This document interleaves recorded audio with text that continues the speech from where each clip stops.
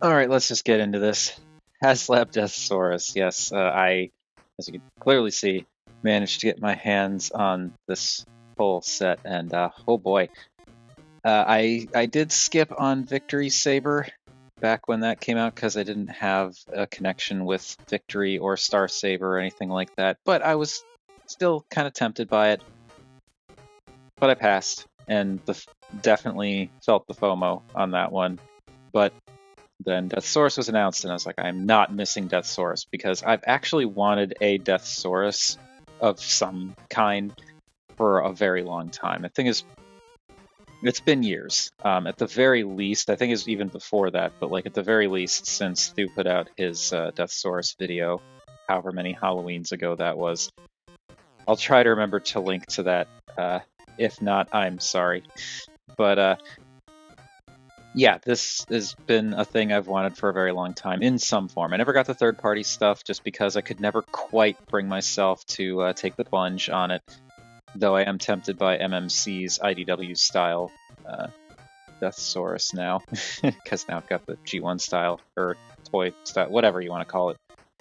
But yeah, I have this now, and this is really just an incredible set.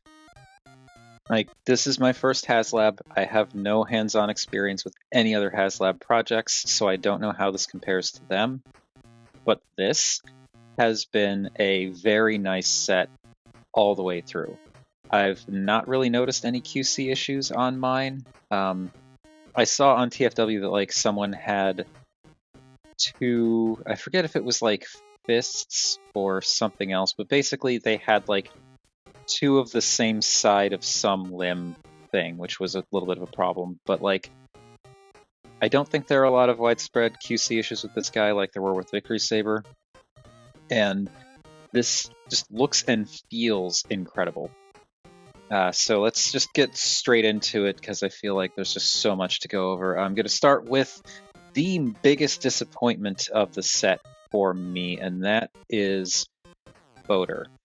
Now, I am completely on board with everyone in that this is actually a cool mold. I think it's cool that we got a new Micromaster mold just for this, and it's a good mold.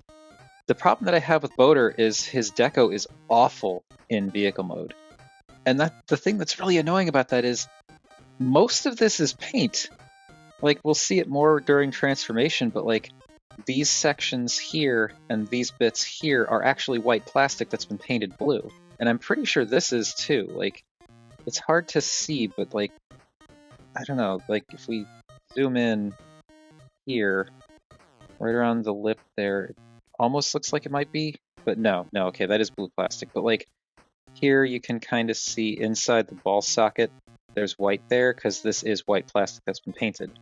Inside the little tab sockets there, which we'll see more in robot mode, this is white plastic. So they painted so much on Boater, but it looks like this.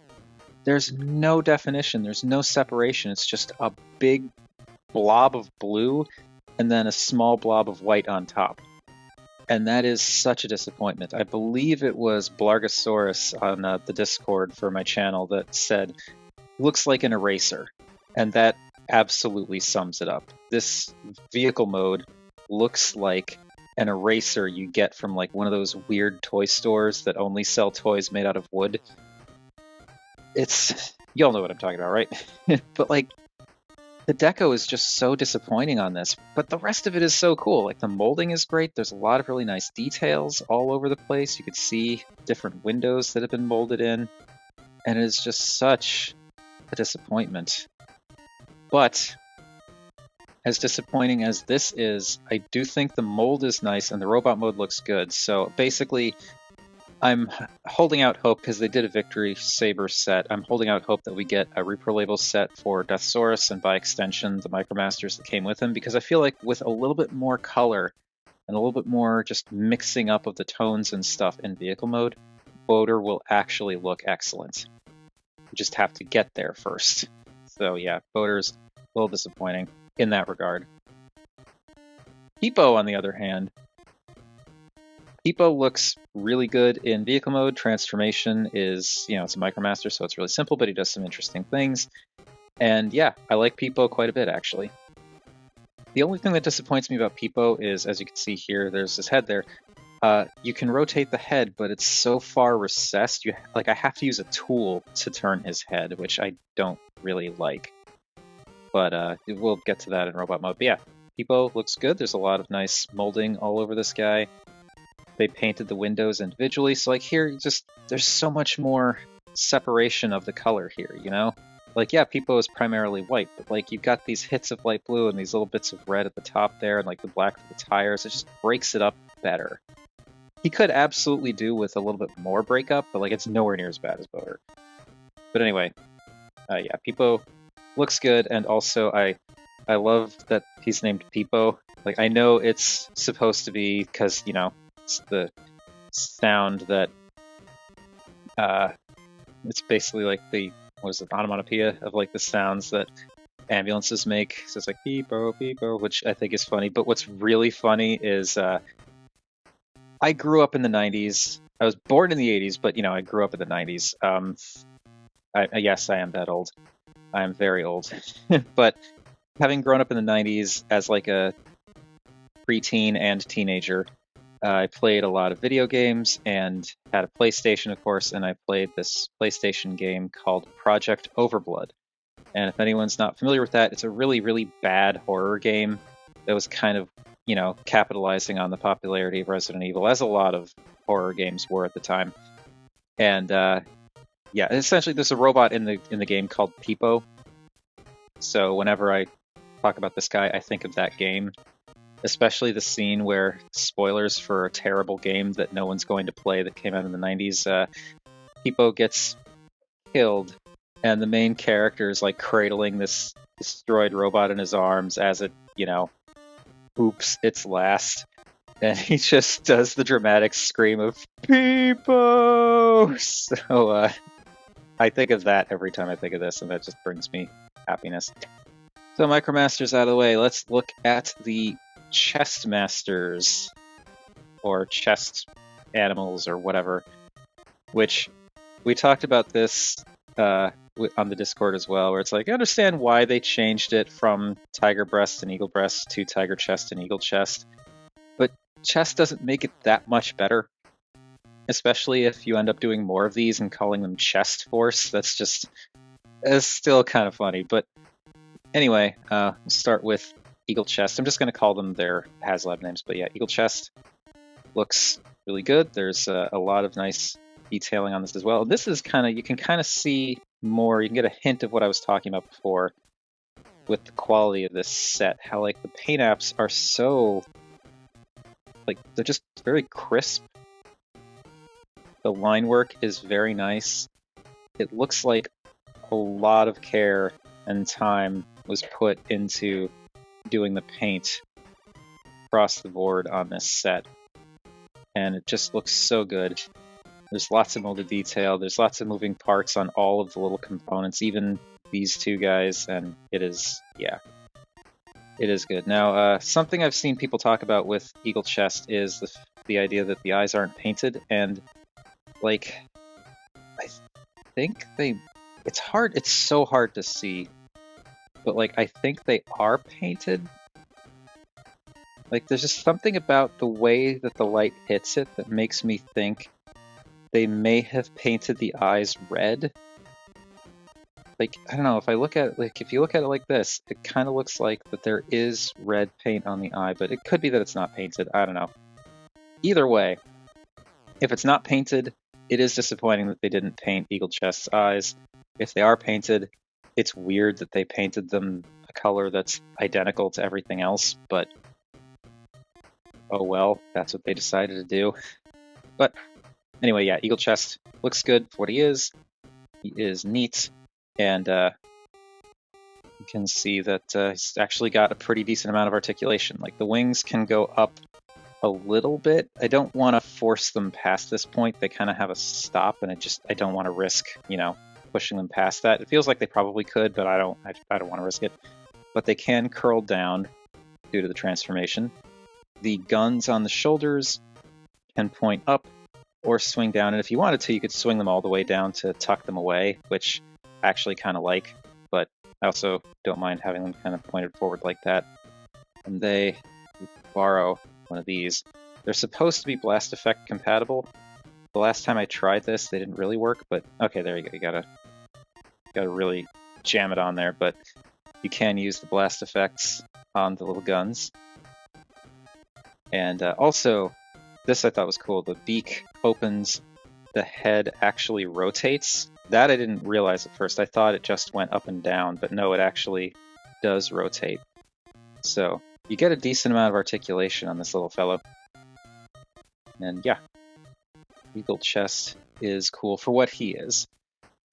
And then Tigerchest is a weird looking fellow, but yeah, like for what he is, looks good, looks, accurate to the source material from what I can see. They did paint the eyes on him. As you can also see, you got that opening and closing mouth. Articulated head. It's actually on a ball joint, so you can rotate it and kind of tilt left and right a bit. It's got a little tail. Looks like the tail is blast effect compatible. Let's see. Yep. So you can use the tail for blast effects. I think you can also maybe turn him into a gun. Maybe. I haven't really tried, but yeah. Then you've also got the legs on the bottom here, which are just on 2 hinges each, one at the shoulder, one at the... well, I guess this is technically a ball joint, but it doesn't, the amount of wiggle you get is negligible. So yeah, it's rotate there, rotate there, rotate there, rotate there. So for what he is, decently posable. And if you wanted to, you could angle the little wings or whatever. Yeah, Tigerchest is decently posable. He makes for a good little animal companion. And again, the painting is just very crisp and nice on this. All the applications look like they were applied very evenly. I haven't really noticed. I haven't deeply analyzed this whole set, but I haven't really noticed any paint slop or anything like that. So yeah, kind of living up to the Haslab name in my experience. But as I said, this is my first Haslab, so I don't know how different the other ones might be. Now for the big guy himself.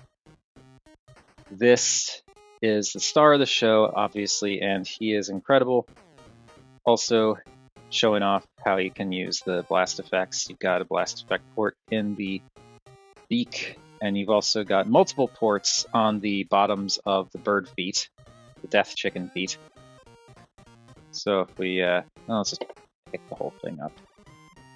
We remove these blast effects now, because that's mostly just to show it off. But if we remove this, you can see you've got plugs here, here, and here, and then there's also a little nub here, which that nub is blast effect compatible, but if the blast effects are too heavy, they're going to fall out. So that's why I had them plugged in here, because I thought that was kind of the closest to there. But if you wanted to, you could plug them in up here, or down here, or line them up if you have the room. So yeah, that's how the blast effects work there. And now with those all out of the way, we can really talk about this guy, and he is spectacular. Comes with this base and stand, and I don't really care for the stand, but I really like the base because of the throne. We will get to the throne. It's really good. I'll get him off of this though. There we go. And this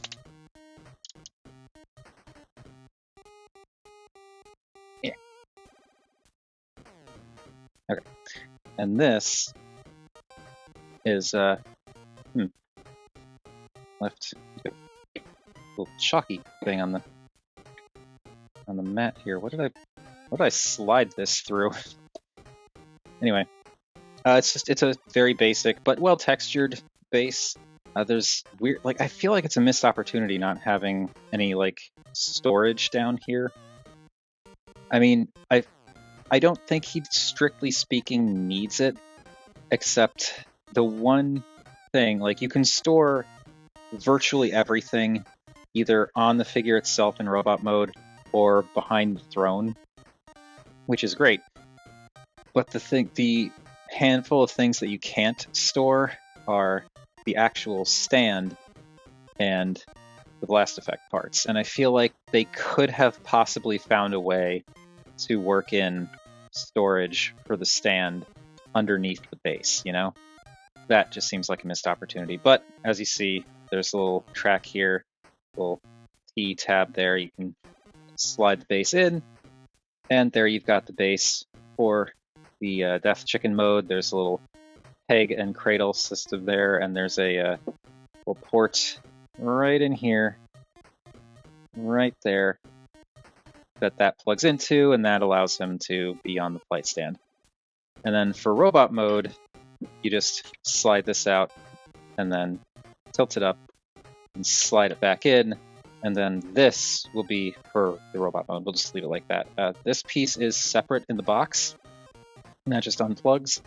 I don't really know why, because, like, I mean, I guess you could use this for other figures, maybe. Like, maybe that's the point. Actually, I should have checked this beforehand, but let me do that now. Hopefully, do you have a flight stand peg? You don't. Cool. The figure I was thinking of using to check for a stand peg doesn't have one. And you don't either. Fantastic. Oh, this is going really well.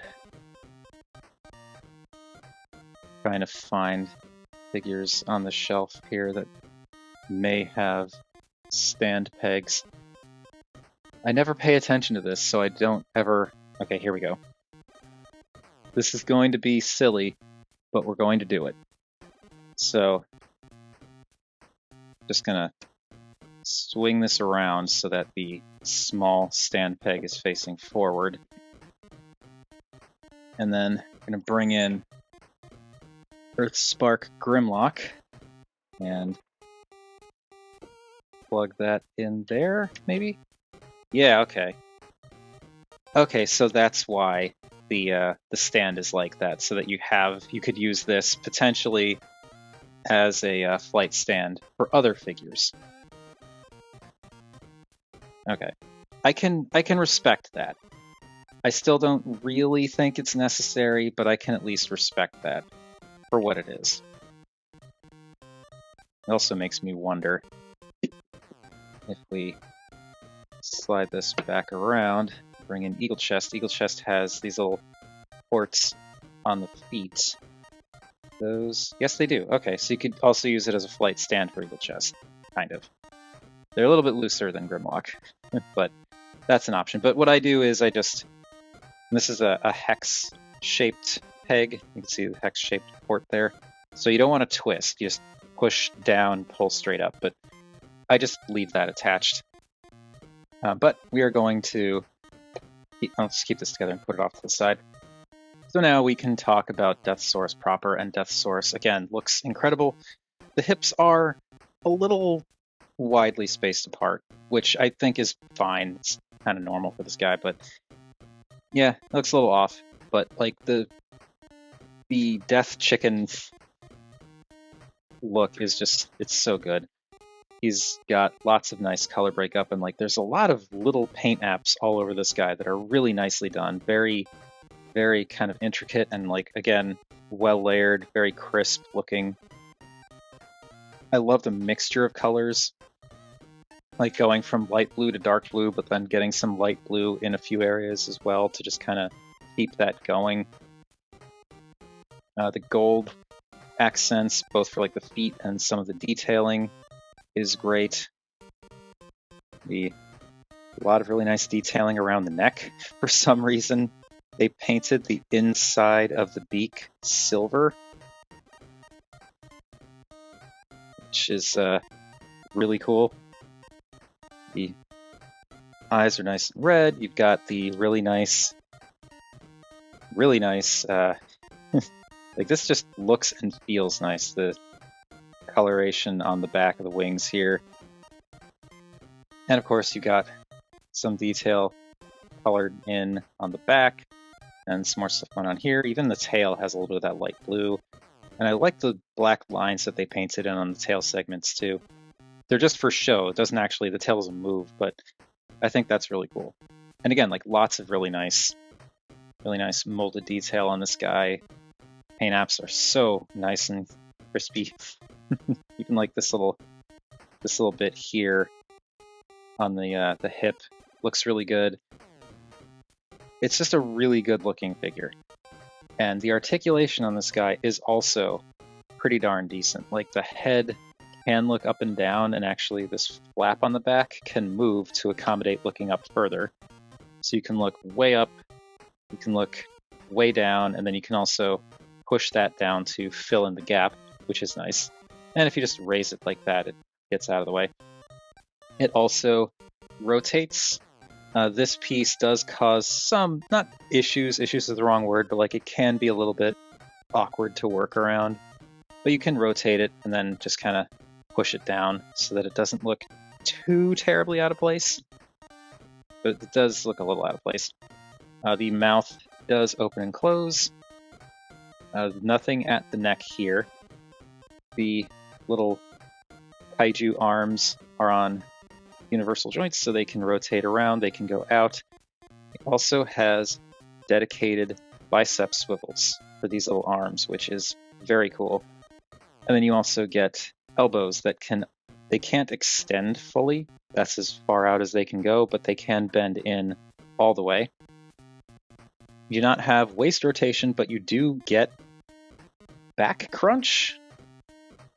So that's something.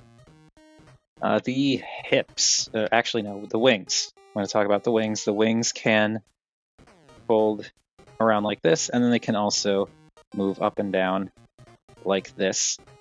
So those are pretty nicely articulated. As you can see, the further up you go, these might bang into stuff, but for the most part, they're really good at getting out of the way. Now the hips. The hips can go all the way around on ratchets, which is great. You can go in and out, but they lock into the 90-degree position, so you actually need to pop them out. Like, this is about as far in as they go when they're not locked. Let me move this light. This is about as far in as they go when they're not locked, but then you can click that in, and that solidifies it. I don't really think that's necessary, but that's how they made it. But you can do that, and then you can use, the in and out motion. At this angle, the shoulders may bang into the struts back here to a point, but you can get pretty far out before that happens. You do not get any thigh rotation like this anyway, but you can extend the robot mode arms, and that gives you bicep rotation or thigh rotation, so you could do that. But then the legs look really kind of awkwardly long. So I just prefer to do that. Then you get, you can bend this, though that does kind of unclick that slider. You get what kind of amounts for a little bit of knee bend here, a little bit of knee wiggle. If you pop this open and don't mind things being a little bit off, you can kind of mess around with it some more. But this bit does tab into the door there. You can rotate the foot. You don't get any ankle tilt, but you can go up and down on the foot, and then you can also move the toes in and out. So, not bad articulation on the Death Chicken. Another thing that's really cool about this guy is anyone who's seen the Haslab knows that you can incorporate one of his weapons in this mode. It's got the, the living metal destroying cannon, I think this is. And this thing, it doesn't store in the kaiju mode, but you can unfold it. It just, there's like a little tab here that kind of clicks in up here, so when you push that together, it kind of it's not solid, but it holds, so it kind of unclicks to come apart. Then you hinge this up and around, and there's like a little tab here that goes in here. And then here you've got the handle. You can swing this down. These bits, little fingers, are individually articulated. And now you've got this giant thing, which is, I like the color separation. I also like how it's painted actually really well with the silver here, the metallic pink here, and more silver, more silver. And some metallic pink on this side too. So yeah, looks good. But anyway, there are these little slots on top of the shoulder here on either side, and this tab here clips into those. Just want to get the wing out of the way. That clips in. There you go. And then additionally, it's a little bit tricky to line up, but either of the arms is a little tab slot right there that can go over the tab for the gun handle. So you can actually peg the cannon into the arm. So it's like he's, using the little cannon or the big cannon, and that's utterly ridiculous, and I love it so much. And this being a cannon, I'm assuming that this will plug in there, and yeah. So blast effect compatible. There you go. And yeah, like already this is a really fun set, and I'm not even close to being done yet. So let's just keep moving. Let's get this out of here. We'll take a look at that again in robot mode. Now, I want to do the size comparisons for the accessories first, because there's a little bit more we can do with Deathsaurus. So let's bring back Tigerchest and Eaglechest and Peepo and Boater, and kind of situate this a little bit better. Let's try to situate this a little bit better. Okay, so there they are. Now let's bring in our comparisons. Of course I'm going to have to readjust. But there you can see how they measure up to Voyager and Deluxe-ish figures. And bring in Burnout so you can see how they compare to an actual Deluxe. So I would say this mode-wise at least, the chest force animals probably roughly, just size-wise, I'd roughly say like maybe around core size, a little bit bigger. Tigerchest definitely a little bigger than core, but that's about how they work out like size-wise. But I don't think either of these would count like as individual core figures. Like the quality of the plastic and the paint and the engineering, I think would put them outside of core class. But there's that. And since I just want to move things along, here they are all with the duck tank. Okay, now let's get Peepo and Boater out of here, because there is the incorporation that we can do with Deathsaurus. So I'm assuming most of the people watching this are familiar with how Deathsaurus operates, but just in case you're not, he is a, I guess, Chestmaster is the term we're using here. So this is the robot mode chest, but it's, obviously it's the back of the alt mode, but you can use both of these guys at the same time in the robot mode chest cavity in animal mode. So going to transform Eaglechest first, going to fold in the tail, into straighten out the head and close beak. Going to flip out this little tab just to get out of the way for now, and then rotate the head in.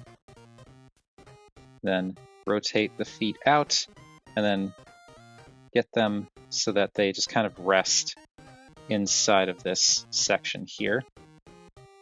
Fold in the guns. Then the wingtips will rotate in like this, and these can fold in, and they just curl around and settle in like that, and then this can go over the top there, and now Eaglechest is a box. And what this can do is, this little thing here is a spring-loaded trap door. So you can push Eaglechest in, and let's see if I can get this to be visible on camera. There's these little tabs right in here, the little white pieces. They're hard to see, but they're these little like ridges that stick up right here on both sides. And there's these little grooves on either side of Eaglechest's wings at this point. But what you want to do is just slide this in, and those ridges will go into those grooves and gently but solidly lock Eaglechest in place. And now that is in there. It's not going to come out unless you push it or pull it out. And that's how you can store Eaglechest in the Kaiju and also robot mode. Tigerchest also can do this. But this is the thing. I know people were struggling with this. I mentioned this on the Discord, but like not everyone watching this is going to be on the Discord, obviously. But essentially, some people have gotten their Deathsauruses and have not been able to get Tigerchest to sit properly in that cavity. It likes to pop out a lot, and I'm going to explain what you do to keep that from happening. It's very simple. It's just something that's not clear in the instructions. But to transform Tigerchest into a back piece, I want to pop this section up, and then the tail just accordions in like that, and then this comes back down. You can close the tiger mouth, and you can see there's like a little slider on the neck here. You just push that all the way back in as far as it'll go. You want to grab these bits here and pop them out. They kind of click into their all the way out and all the way in things. You don't need to click them all the way out. I'm just using that to show that they do click. But you want to bring these out because you're going to need that space. Now we're going to fold in the forelegs, and they just fold in like that, lay relatively flush with everything going on here. You want to use these hinges here to swing the back legs around, like so.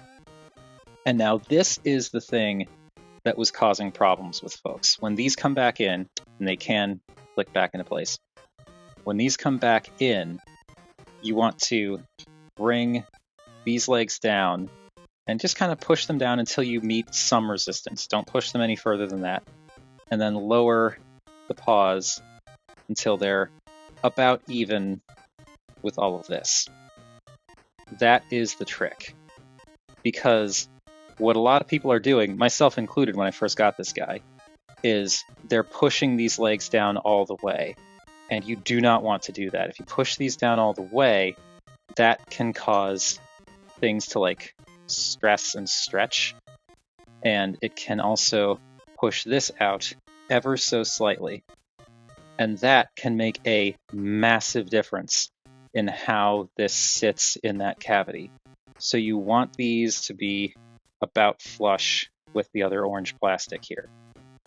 You do that, this guy will click in very nice and solidly. Okay, now I'm going to just take Eaglechest and push him in further. And you can see there is enough space there now for Tigerchest to click in. And don't worry, getting him out is actually easy. We'll just do that when we get to the robot mode. But Tigerchest now has these little nubbins on either side of these pieces. And these go in and click around those ridges. And as you can see, they're pretty good. You still have to, you can pop it out, it's not a problem. But as long as you have these legs configured properly, you do not have to worry about Tigerchest popping out. It clicks in very nice and solid. But then you can just rearrange those little wings, or now I guess horns, become like back horns. And there we have a fully decked out Deathsaurus with his chest buddies. And we can kind of keep things moving because there's still just so much so much to go over in this video. Ah, there we go. I wasn't zoomed out. That's what the problem was. Okay. Move Deathsaurus over here because he is big. He is quite big.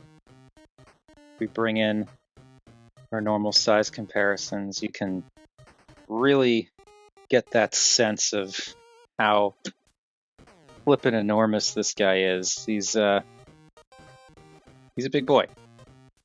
I'd say, like, definitely not Titan size, but like, I at least would place him bigger than a commander, for whatever that's worth. It's because bring in Armada Prime, and you can see that in Kaiju mode, he's not as tall as Armada Prime, but like he's not that much shorter either. He's got the mass. And bring in, because I have so many versions of the mold now, bring in a version of Studio Series 86 Grimlock. And yes, of course, I got the Reaper labels for this guy, because how could I not? But there is Deathsaurus with a current and still available, at least in that color scheme as far as I know, Grimlock. And because we used him earlier, Earthspark Deluxe Grimlock. And finally, here he is with the Duck Tank. Now, you may be inclined to think that I forgot all about Peepo and Boater, but that's only because I did. So, we're just going to transform these guys real quick. Peepo's transformation is, he's a Micromaster. It's a very, very simple transformation. Just pop up the front of the ambulance. It goes about 90 degrees, and then these little flaps in here come out and rotate around to make feet, which I really like that touch actually, and can split the legs. And then the arms are plugged in down here. Let's just pop those off the pegs and try to be careful not to pop the. Try to be careful not to pop this out of the socket, because that can happen and has happened to me. It's not a problem, you can just pop it back in, but I've done that a couple of times transforming these guys, which is why I'm kind of careful to come at it from an angle, which I'm not even showing on camera. I'm kind of coming at it from an angle to try and make sure that this is still pressed in when I pop this out, because I don't want to like pop it and pull it, and yeah. But there is Peepo, all transformed. We will take a look at him properly in a little bit. And Boater, I'm going to take the back section and pop that up and swing that around. These little flaps for the top of the boat will flip up to make heels, and you can, again, split the legs. Here, what I prefer to do is take the front section and flip it back now, just because that gives me more clearance up here, because Boater can also, like, those arms can pop off a little bit easier than on Peepo.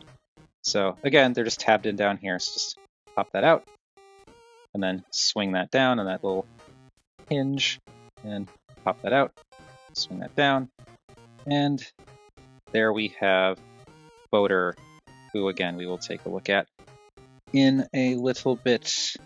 But for now, we need to transform Deathsaurus into Deathsaurus.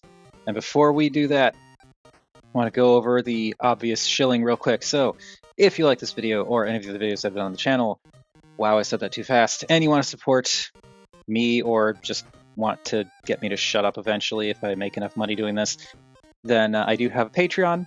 There's a link down in the description, as well as there will be one at the end of the video. And it's just, I have a single $1 tier. That's the only thing I have. That $1 a month gets you early access to new videos and access to the occasional Patreon-only video that I make. The Patreon-only videos are still a relatively new thing for me, so I don't really have much of a plan for those. It's just a thing that I have going on. Otherwise, I do also have a Ko-fi, link in the description, so if you don't want to do like the subscription, link in the description for the Ko-fi. If you don't want to do the subscription thing, there's that. Otherwise, you could always support the channel by doing the typical YouTube stuff of like, comment, share, subscribe. And now we can transform Deathsaurus. So we're going to leave the animal chests plugged in because I don't really want to take them out right now. But to start, we are going to do, well, we're going to have to do the upper body. So I'm going to close the beak, flip this up, and actually this little horn back here, or feather or whatever, can push back. And that is necessary because it just gives you a little bit more space for this to fold back, so you can fold the neck all the way up. And this will also be important for the throne later. But get that out of the way. Take the little arms and fold them up, and then unplug them from the side here and flip them in. And same deal here. Unplug, flip in, like so. The little wing sections, they're tabbed in up here, so you can unplug those, swing them around, and they will kind of plug back in on this side. And I don't think it's a risk to pull the wing, but like I prefer, since this is a big piece of plastic, I prefer to just use this joint as leverage when trying to pop it out, because I don't want to put any stress on the well, that's really in there. I don't want to put any stress on this if I don't have to. So swing that around and peg that in. And I'm just going to rotate those up to get them more out of the way. Now we can do the kaiju legs, and they peg in down here. So pop that out. There you can see the little peg clips and the little hole that it goes in. Pop that out on this strut. Rotate it around 180 degrees, and then this comes up, and this will now clip in here where the wing piece was clipped in. So that plugs in. I don't know why it's not. There we go. And then just because I'm gonna get that out of the way like that, just to get it out of the way. And same deal here. Pop that out, bring it up, rotate it, bring it in and plug it in, and then get that out of the way. There we go. Now, let's do the legs. So I want to grab these little kneecap sections, and these actually unplug and pull out.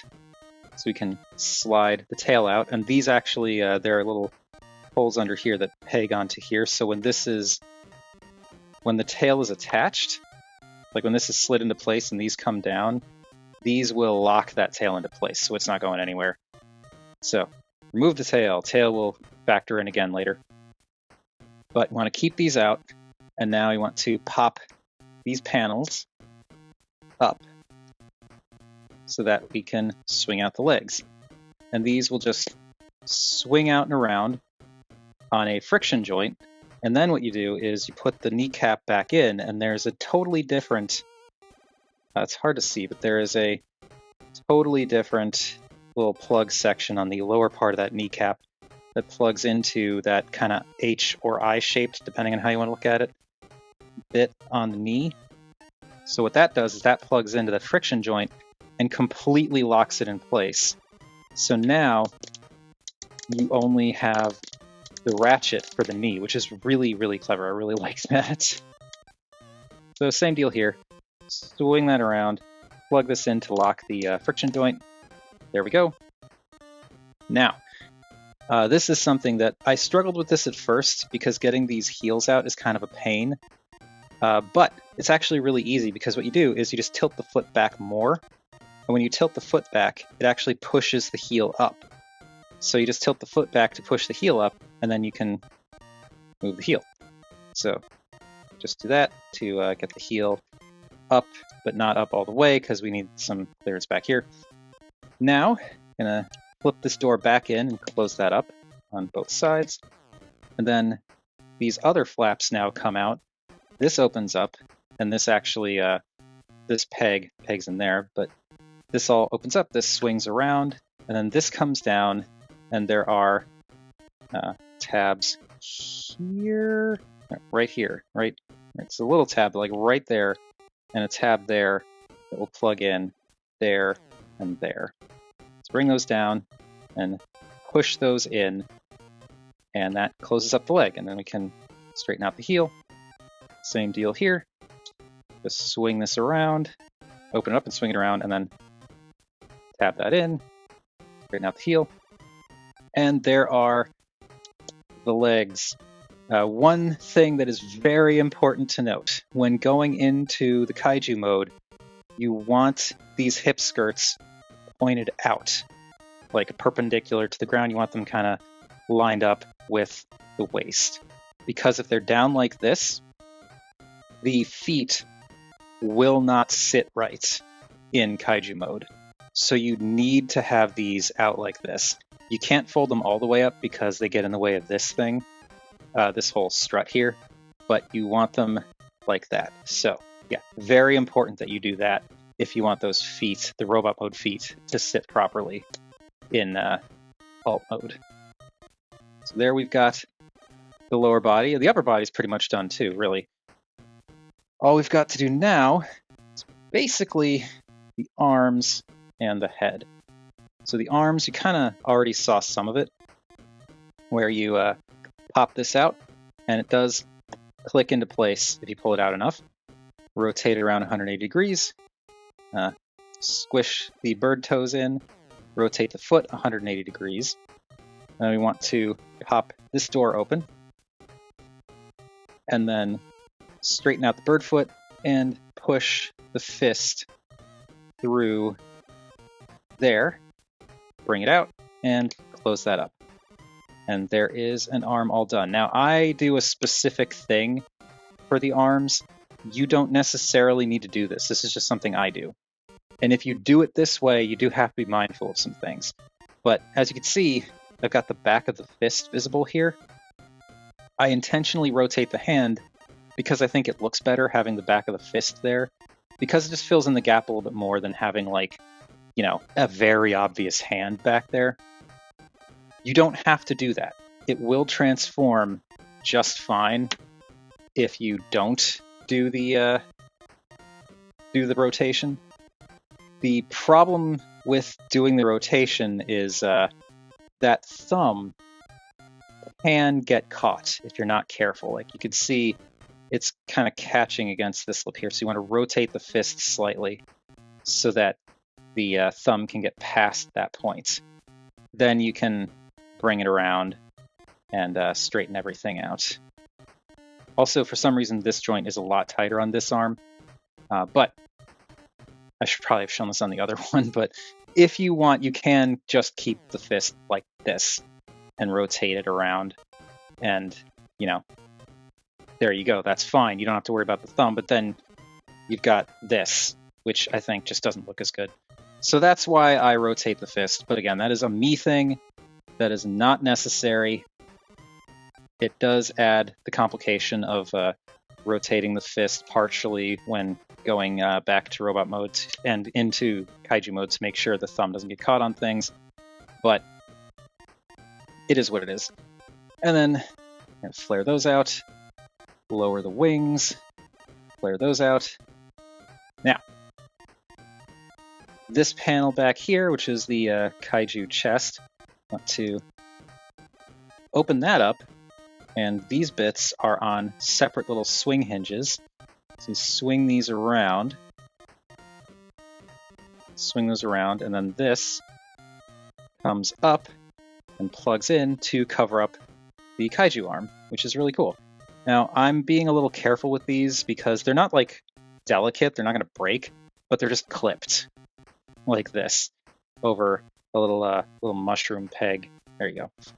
So I've had them pop out on me when trying to transform it, so that's why I'm kind of being careful on this hinge, just because I don't want to deal with popping them out. But, yep, get that rotated into place, swing that up, plug that in, and there you go.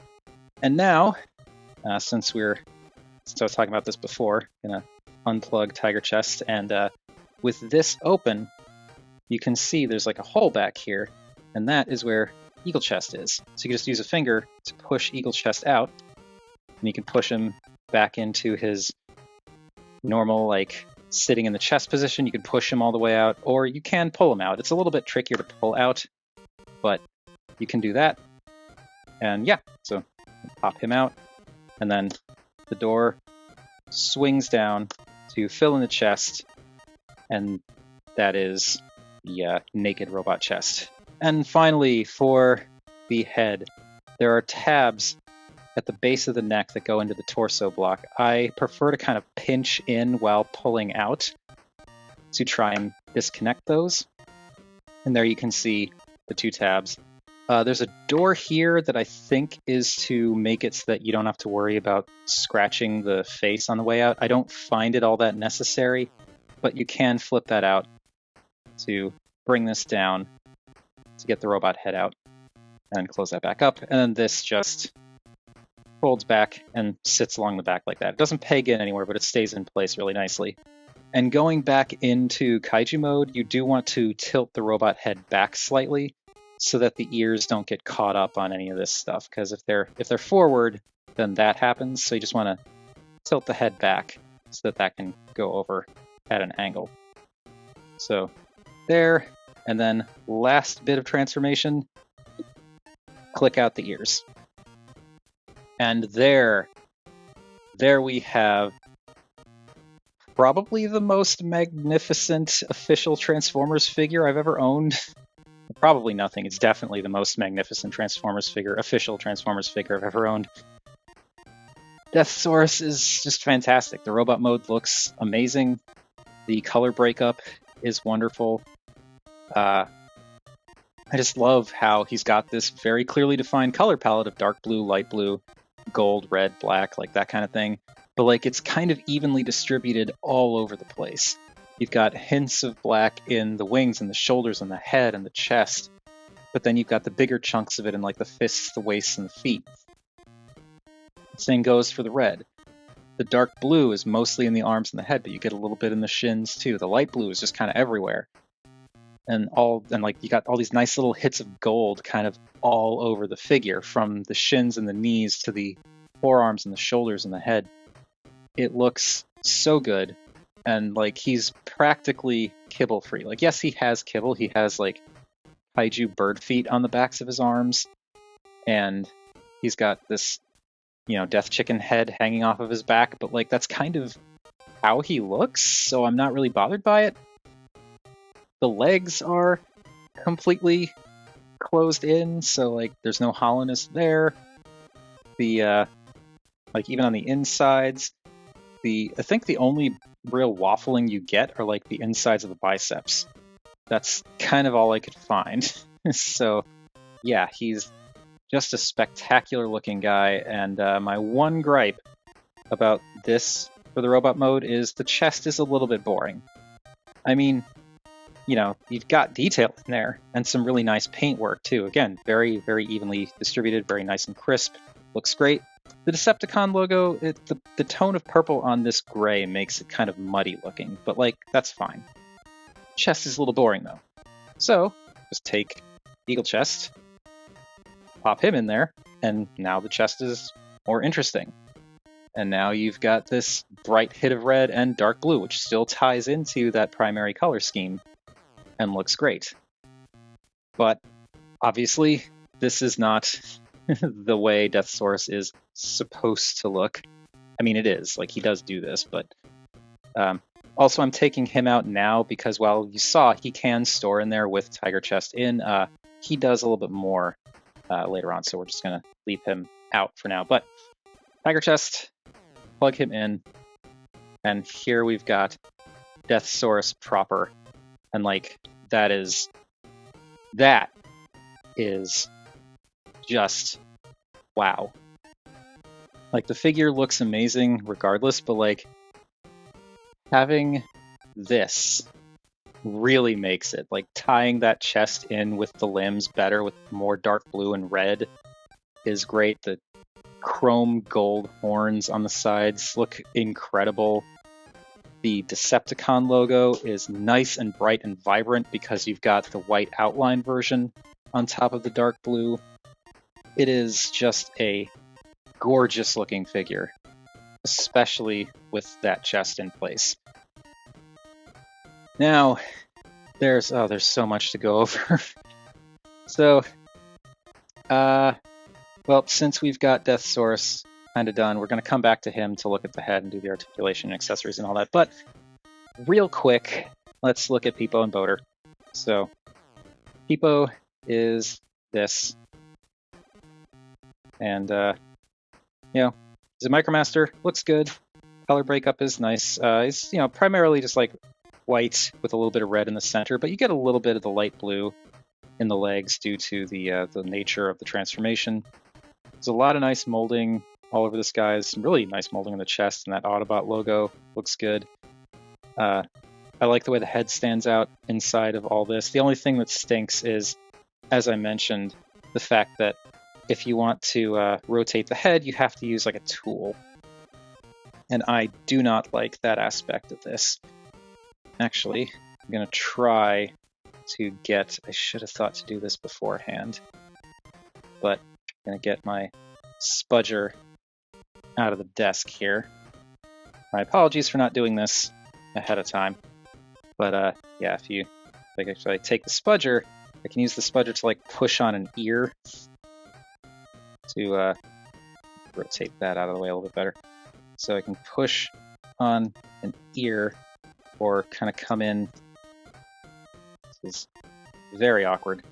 Come in from an angle here. Let me try the hook portion of it. Come in from an angle. Let's try and like pull a little bit. Why is this not working all of a sudden? This was working before, I swear. I think it's probably because I'm on camera, which is both because things like to act up when I'm on camera, and also because I'm trying to do this with a camera in front of me, and not just with the figure on my, right in front of my face. But, well, the head's turned slightly now. But yeah, as you can see, turning the head is a pain in the butt, which is disappointing.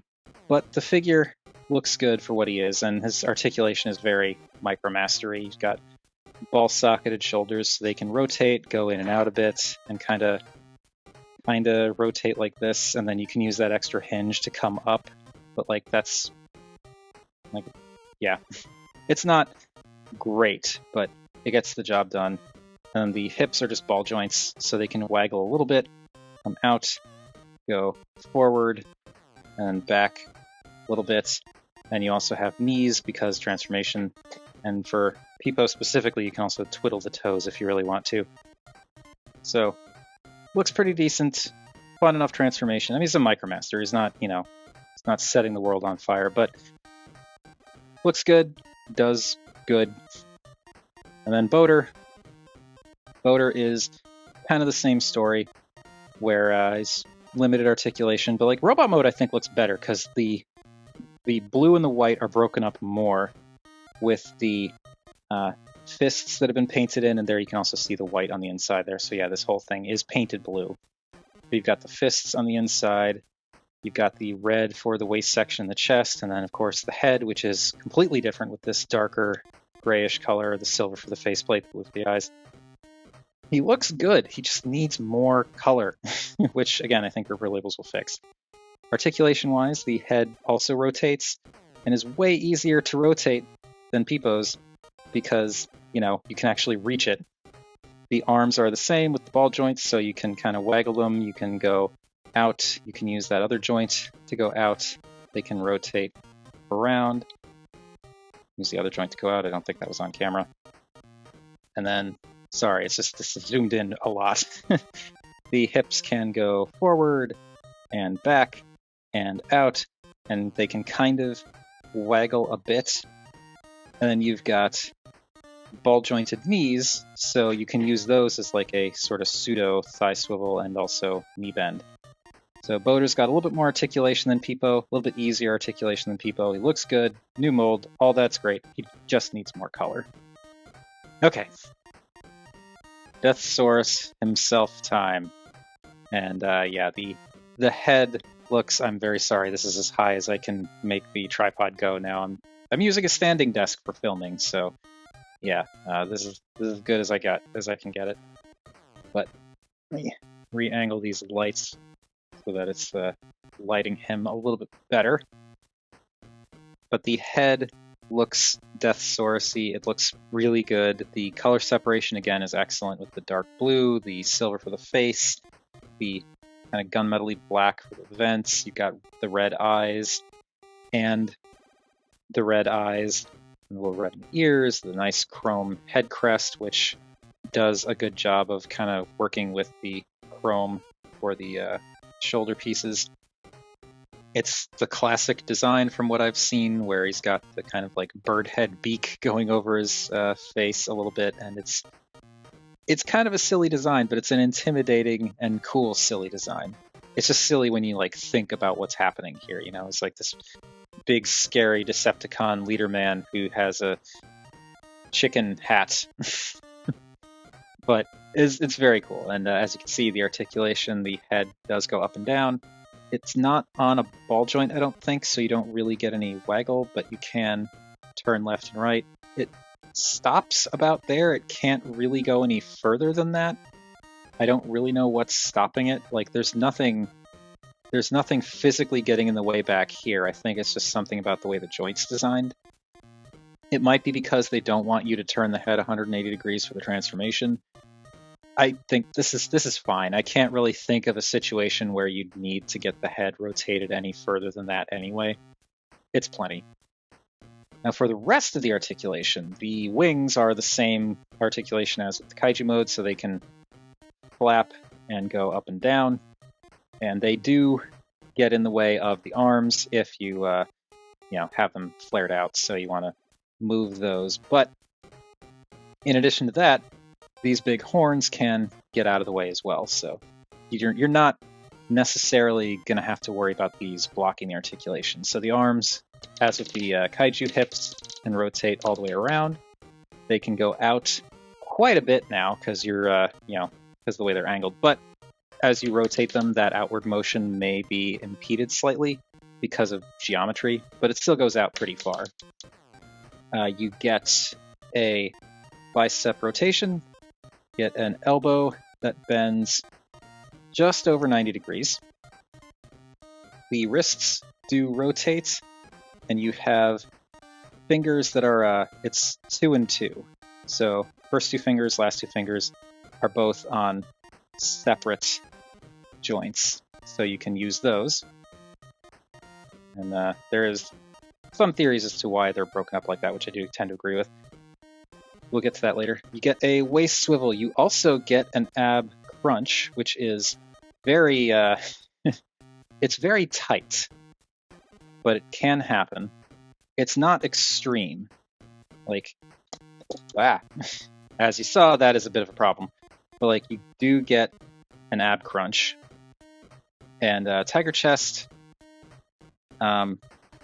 Tigerchest can stay on when you're using the ab crunch, but the face is kind of rubbing up against the red on the crotch there, and I don't really like that, so I tend to avoid using the ab crunch in robot mode, just for the sake of the paint there, and also the possibility of Tigerchest just popping out like that. Though, in fairness to Deathsaurus, that's the first time that's happened, but of course it happens when the camera's on. Now, the hips can get the hip skirts up and out of the way. And now get the secondary light pushed back a little bit. The hips can go forward to 90, back to past 90, out past 90, all on ratchets. Get a thigh swivel. You get a ratcheted ever so slightly over 90 degree knee bend. If you unplug the knee, you can bend the knee a bit more, and it doesn't even really break up the sculpt that much, so it's something to consider. There's that. And then the feet, pardon, the feet, they do have ankle tilts, and then you can also angle them down. You can't really move them forward just because of, like, they kind of stick there. Like, there's just no space for that. You can angle them down a bit. The heel does curl in, though. And, again, ankle tilt. So, pretty decently posable. Oh, wait, no. I forgot a thing. I forgot a thing, and, yeah, wanted to mention this, because I did see a video where someone was, or maybe it wasn't a video, maybe it was TFW, where someone was a little bit bummed out by the fact that, for the size, being a Haslab and all that, Deathsaurus didn't have a butterfly joint. Well, Deathsaurus has a butterfly joint. There's actually a dedicated butterfly joint here. It clicks into place, so it locks in, but if you unlock it, which I find you just need to like put a thumb here or back here. Basically, you need to brace this white piece, but if you brace that and pull, you can unclick the butterfly joint and use that, and that will come in handy when we start getting into more accessories, because this guy, he's awesome on his own, but he does so much. So, we touched on this briefly. Here's the tail. The tail, as anyone who's familiar with Deathsaurus probably knows, becomes a shield. So what you can do is you can pop out this little peg hole on the right shoulder. It's only on the right shoulder. It's not on the left, which I'm okay with that, but I do kind of wish that they had it on the other shoulder, because that was a thing that is just kind of like, if you had the option to pick one or the other, I think that would be nice, but I get it. This is the correct shoulder, so I get it. But anyway, you pop that out, then you pop open the tail, and now it becomes a shield. And here you can see there is a peg thing. This is another separate part. It normally comes like this. You can peg this into the shoulder without using that piece. It is not required to peg it into the shoulder. However, hard to see with all this stuff in the way. So yeah, that does peg into the shoulder like that, and that's fine. But this is an important adapter, because if you want to use this as a regular shield, you have to pop this in from this peg like that. And then this can go into his hand. And it does the, I'm actually going to just unplug this for the sake of showing it off. There's a tab here, and there's a slot on the inside of the palm. So you just bring that in and peg that into the hand. Peg it in. There we go.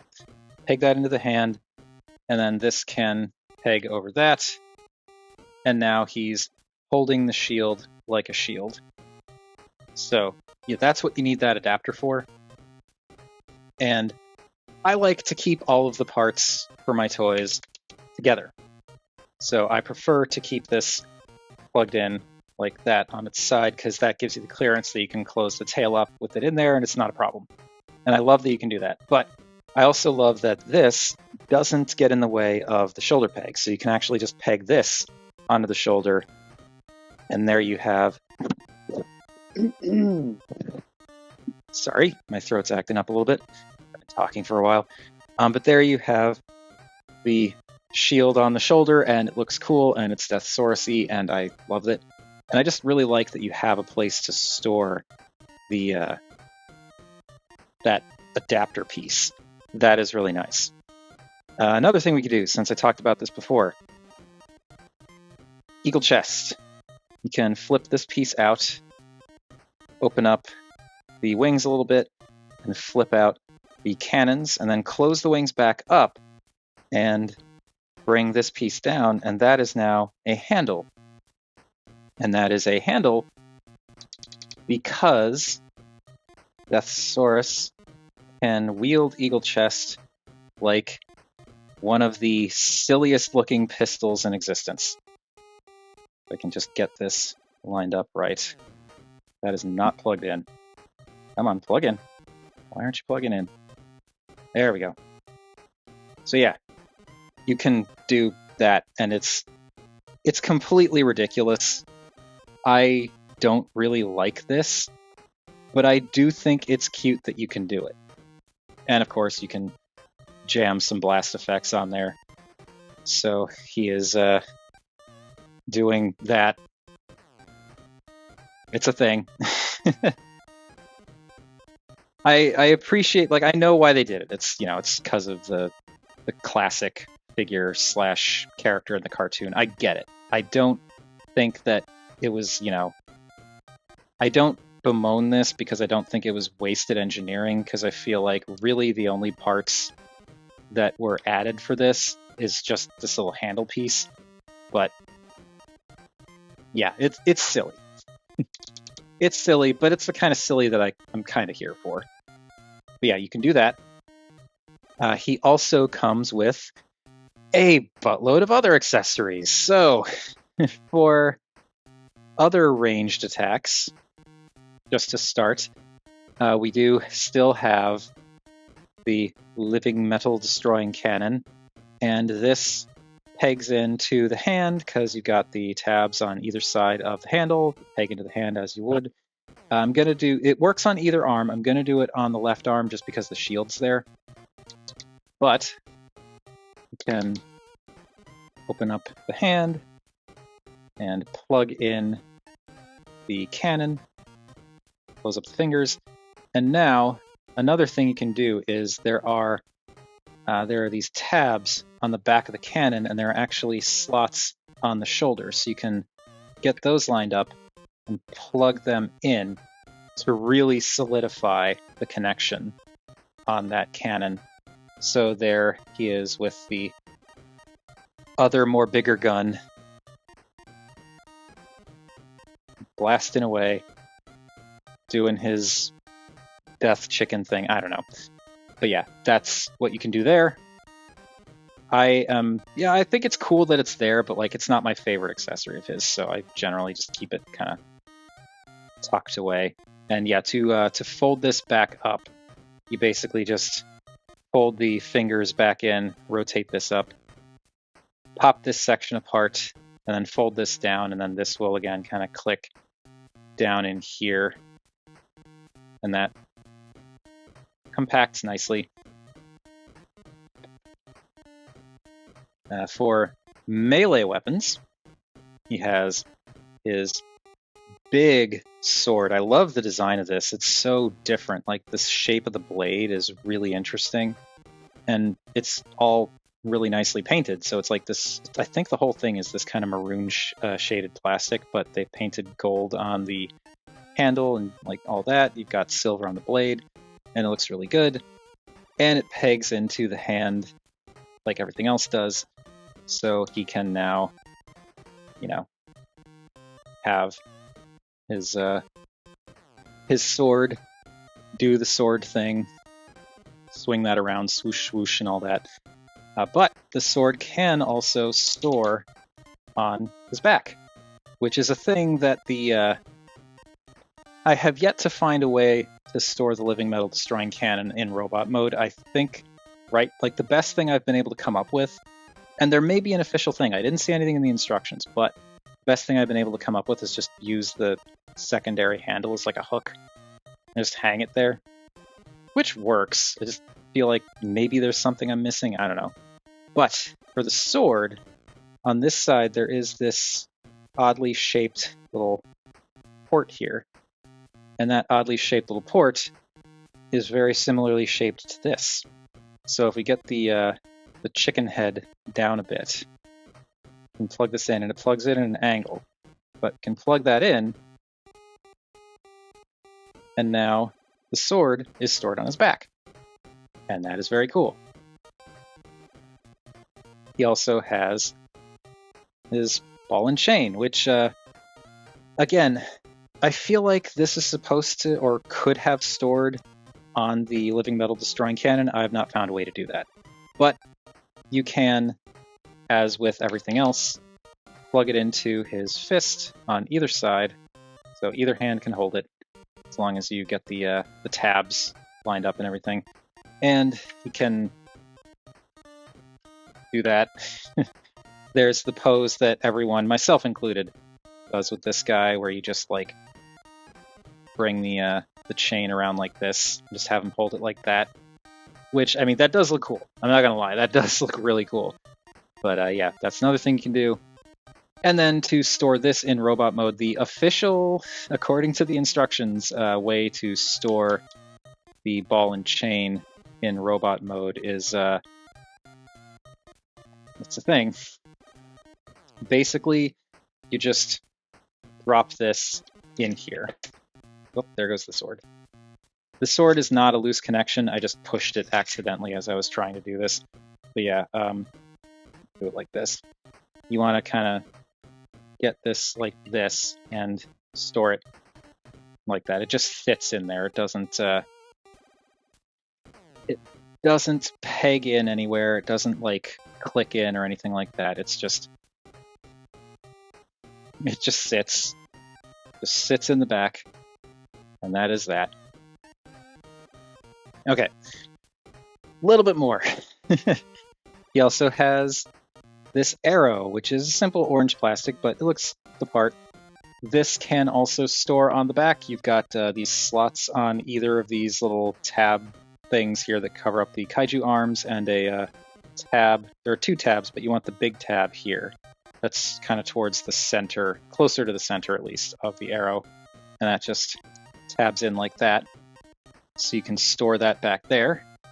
So you can store pretty much all of his weapons. And again, if you bring in the living metal cannon, that can kind of hook over like this, which is about as solidly in there as the mace, ball and chain, whatever, but it does technically store. So you can technically store all of his weapons in robot mode. But one more thing that we got to cover before we get to the final bits of this. We got to talk about the cool thing you can do with Tigerchest. So we're going to pop the arrow off here, pop Tigerchest out, and because I want to, we're going to pop Eaglechest back in. Now, that was on me. The wing knocked into the sword.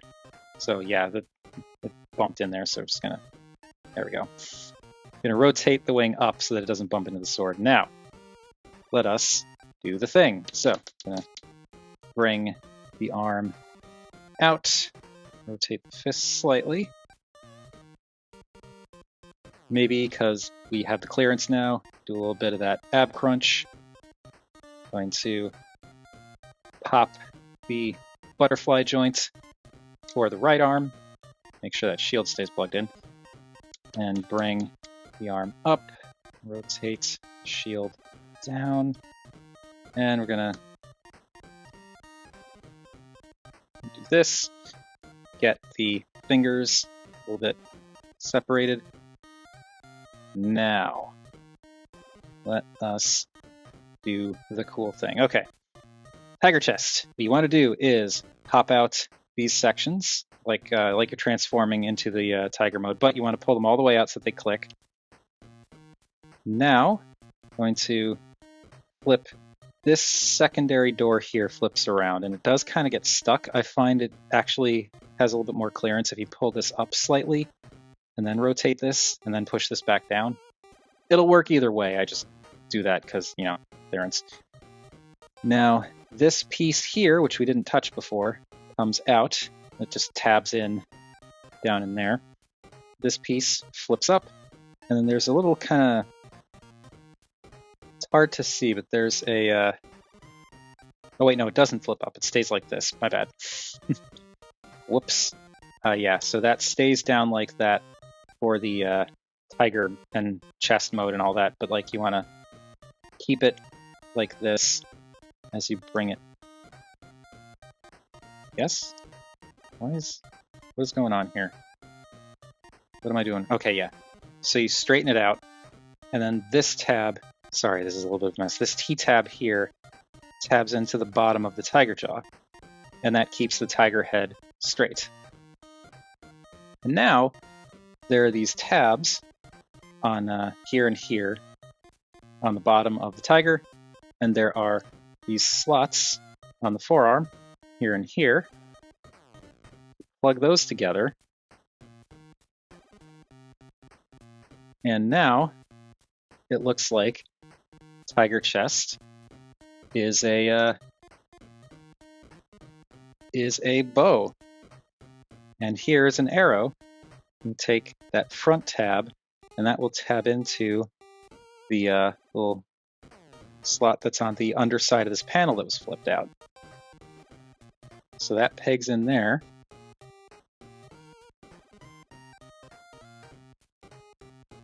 And then we can just kind of, you know, orient this however to kind of line up the fingers and whatnot. And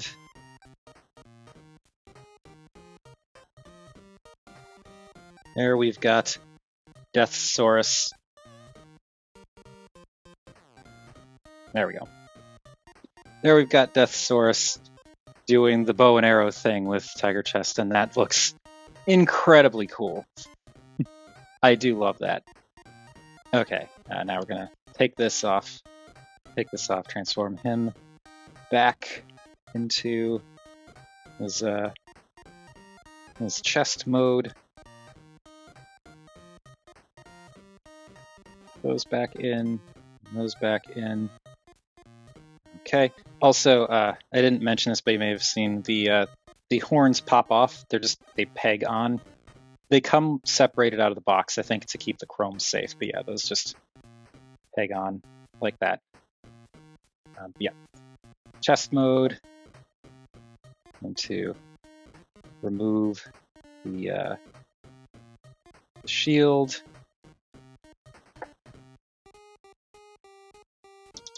Get him situated again. We got to do size comparisons, and then we got to do the last thing. Oh wait, no, there's still more. Jeez, this guy does too much. But we're gonna get all these accessories out of here, and let's pop out Eaglechest and just have him there for a second so that I can go and grab the flight stand, which I completely forgot about up until right this second, because there's just so many things that this set comes with. But there is a plug here when you've got it oriented like this, and there is a port right back here, and you just stick two of those together, and there you've got Deathsaurus on his flight stand, just kind of hovering above everything, so just to do like the most graceful pose for the Emperor of Destruction. But yeah, there, the stand does support him. I don't really care about this. It's not a thing that I'm into, but it's a thing you can do. You can pose him in, like, you know, dynamic in-air poses using that flight stand. So anyone who is wanting to, you know, considering possibly tracking this guy down on the aftermarket, or has a, has a Haslab for Deathsaurus coming in the mail, there is that. But that's just not a thing that I'm super jazzed about. Now, let's do our size comparisons before we move on to the last thing, because I want to do the size comparisons while he's standing. So here we have Deathsaurus standing, and here we've got our other size comparisons. And he is big. He is a big guy, and that is fair. I mean, I think, you know, for a Haslab, for Deathsaurus, I think big makes sense. And let's see, we also looked at Armada Prime, so let's bring Armada Prime back in. So there he is with Armada Prime, and we also looked at the equivalent of Studio Series Grimlock. So there he stacks up with those big fellows. So yeah, he is enormous comparatively. And since we looked at him before, we'll just bring him back in real quick. There is Earthspark Grimlock, and why not? There's Peepo and Boater. So there is all of that. And for the last and obviously essential and most important size comparison, here is Haslab Deathsaurus with the Duck Tank. Okay, not quite to the final thoughts portion yet, because we still have one more thing to go over, and that is the throne I'm not into big display things, but this is actually really freaking awesome. Okay, so you may have noticed there are 4 holes on the base in addition to the little section where the flight stand slides in. There are 4 pegs on the bottom of the throne, and you just peg the...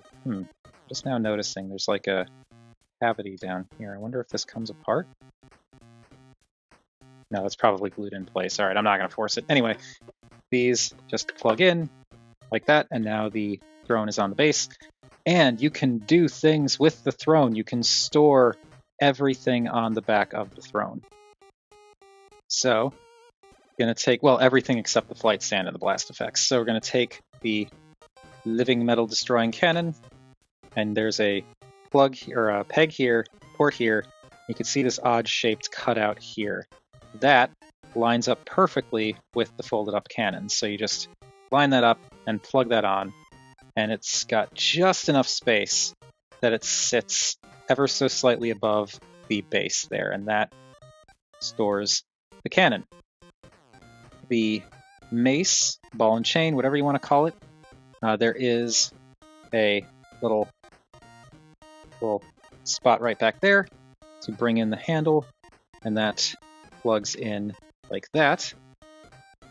And then with that plugged in, there is a peg right up here behind the Decepticon logo and a little peg hole there. So you just plug that in there. I'm actually going to rotate that so that the chain goes that way, kind of around this peg. Okay. Now, there's so many things. The arrow. There are 2 slots here and here, 1 small, 1 big. You got the tabs on the arrow, 1 small, 1 big. This, and just probably should have done this before the other stuff, but this just lines up and tabs in. There's even a little hole up here for like the tip of the arrow to sit in, and this can just sit kind of behind, slightly behind the cannon, behind the chain, and that stores there nicely. The sword, this is the side that plugged into Deathsaurus' back. Now there's this port on this side that lines up with this right here. You can see that right there, and that is the same shape. So you just line those up, plug that in, and that stores the sword. And finally, the shield. You've got the peg here that was pegged into the side of the shoulder. There's a little peg hole on the back here. So you just line that up, which is going to be difficult to show. You just line that up and peg it in. And that stores the shield on the back of the throne. And now all that stuff is stored on the back of the throne. I'm going to flip in that shield peg, and let's give him... I forgot to fold that back around. There we go. Let's give him his correct torso chest thing again. So plug Tigerchest back in. Now, Eaglechest going to transform back into Eagle mode, because while you can store Eaglechest inside the robot chest cavity, there's a different thing you can do with Eaglechest for the throne, which is, again, really cool. So we're going to bring that up. Use our spudger to get that beak open. And bring that back up. Okay. There are 2 pegs right on top here, and there are peg holes on the bottom of Eaglechest's feet. So you just line those up and peg them in, and that gives you Eaglechest perched on top of the throne, which is, in my mind, like the best way to display him with everything else. But, you know, you could do other stuff. So you could put him in the chest. You could... regrettably, there are no tabs or pegs on Deathsaurus' forearms to plug Eaglechest into, but if you wanted to, you could just like bring the arm up and get out there. So yeah, if you wanted to, you could just bring the arm up and like put Eaglechest on it and just like balance him there, which isn't ideal, but it could work for a display. But I really do think it would have been nice if he had like a thing to plug into, but it is what it is. Anyway, one last thing that we are going to do. We are going to put Deathsaurus on the throne. And the way that this works is actually not necessarily the way you might think. So you do want to bend the legs. You want to get this all situated here. I'm going to bring these hip skirts up. Bring the legs up. You also want the legs to be pretty, like you want them to be rotated, like you want the thighs to be rotated roughly straight. You want the legs to be up at 90 degrees. You do not want to spread them out, at least not at first, because that can cause problems with getting things lined up. You want to unpeg the knees, and you want to bring them down. I find the formula that works is doing, like when these are plugged in, you do this knee. When these are plugged in, you do 3 clicks on the ratchet, and then use the friction joint for the rest, and then just push that back in. It won't plug in, but it will sit pretty flush. So again, going to do 1, 2, 3, 3, unplug, and then rotate that down. There we go. And now we've got this going on. So with all that done, the way this works, these little hook tabs on the neck that plugged into the torso, they will actually slide into, I don't know, a good place. I don't know how to put this guy because of the wings. There are these, I'll zoom in a little bit so you can kind of see, there are these little channels right here at the top of this cavity on the back of the throne. Those tabs are going to slide into those channels. So hopefully I can angle this so that you all can see. You want to have this up and slide this back so that those tabs go inside those channels. And now what'll happen is his butt will not be on the seat. Like you can kind of see that his butt is not actually touching the chair. But with those hook tabs up there, that keeps him pretty securely in place. And then from there, you can kind of angle the wings back, bring the arms down, angle things how you want. You could have his, you could have his arms on, or his hands on his knees. I prefer to have them like they're kind of on the armrests, but everyone's got their preferences. You can kind of bring the hips out a bit, but like here you can see if you bring them out too far, it kind of pulls him forward. So you do want them pushed in pretty well. And yeah, that is how you get Deathsaurus into his throne. And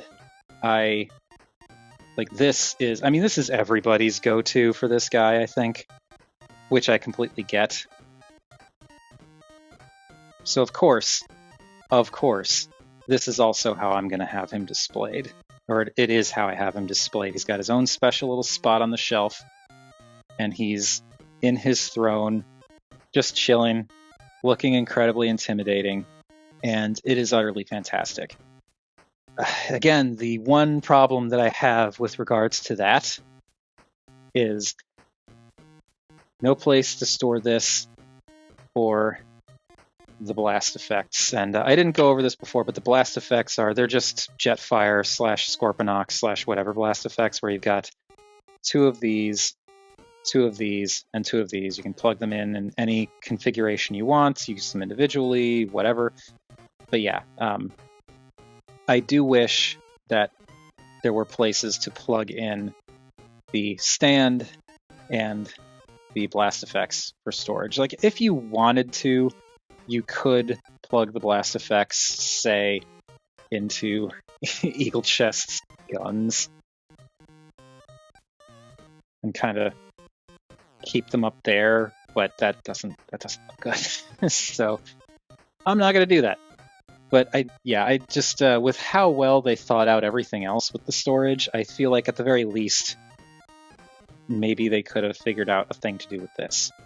But that in no way turns me off the set. The set is incredible. And this is someone who has zero nostalgic connection to Deathsaurus. This is just incredible. It's a set piece, kind of. It's a centerpiece. You know, it may not have the size or gravitas of something like Unicron, but this is still something that's very eye-catching. And again, I love having the throne as a display option. And this is someone who, like, traditionally for me, virtually all of my figures are displayed like this, just in robot mode, standing relatively straight, slightly turned to make them look a little bit more dynamic, but like I don't have the space on my shelves for big dynamic poses or anything like that. I don't have the space to store them in alt mode. Unless the alt mode is like, you know, really tall and narrow or something, but like Deathsaurus just looks so good in the throne. It's like I can't not display him that way, you know? But anyway, this video is like an hour and a half long already, getting close to that 2-hour mark. And I've talked so long. I need to give my voice a break. You all need to get a break from listening to me talk. So that is going to do it. That has been my look at Haslab Deathsaurus. This is just such a great set, and I would say unquestionably worth the base price. I would argue possibly even worth aftermarket prices, though that really does depend. I haven't really seen the aftermarket prices, so I don't know how bad they are. I'm going by what I saw in Victory Saber that was generally in like the $300 to $400 range on the aftermarket, which I personally was not cool with paying that for Victory Saber, but I feel like if I had paid that for Deathsaurus, I wouldn't be mad about it.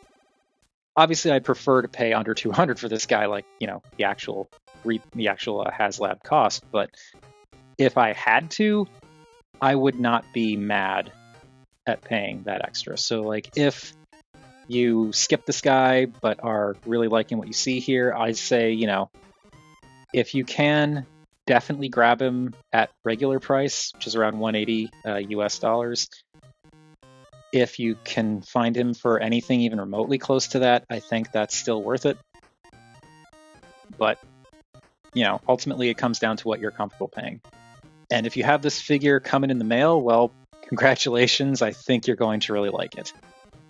So that has been it. I just remembered I did not acknowledge the wingtip thing. The wingtips are supposed to be able to disconnect, like these little bits. These little bits right here are supposed to be able to disconnect. I've seen people do it. I am not comfortable doing that. I've tried doing it with one of the wings, and it's on there so tight that I'm afraid I'm going to break something. And I do not care anywhere near enough about that as a feature to try and do it and risk breaking this thing. So yeah, I do understand, I know and acknowledge that this is supposedly a feature. I'm just not showing it off intentionally because I'm not comfortable doing it. So I'm sorry if you wanted to see it. Hopefully a different video, one of the many, showcasing this guy does show that off, but I'm not the one to do it. I'm sorry. But anyway, that has been my look at Haslab Deathsaurus. What do you all think of this guy, or Victory Saber? Because, you know, he is the companion piece. Also, Hasbro, as of this recording, Hasbro recently did that kind of opening the vault on the Haslab projects of old, which means hopefully, if I don't get screwed over by Hasbro, I have a victory saber coming, because I had to when the opportunity to get it at like the regular Haslab prices popped up. But yeah, hopefully, if you miss the boat on this guy, I genuinely hope that they do another Haslab kind of overstock sale, and that more of you are able to get your hands on this guy, because he's definitely worth it. But anyway, tell me what you think, all that stuff. Always enjoy hearing from you all. Thank you everybody for watching, and I'm going to drink a lot of water.